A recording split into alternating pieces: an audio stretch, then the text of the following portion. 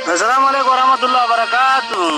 Kabajamtoota fi jaalatamtoota ilmaan Oromoo walaloota kan qabadhee isinii dhiyaadhe yoo na barbaadan Hussein Mahammad Gojobee isiniin jaa. Walaloon tun walaloo haaruu gootota Oromooti. Gootota Oromoo gootota akkaati. Gootota Oromoo gootota akkaati osoo biyya falmuudha bilibbuu isaati sifaata saba koo gootummaa kan keeti dhiiraa hangara daa'imee seenaa keeti afalmataa kiyya falmataa akkaati.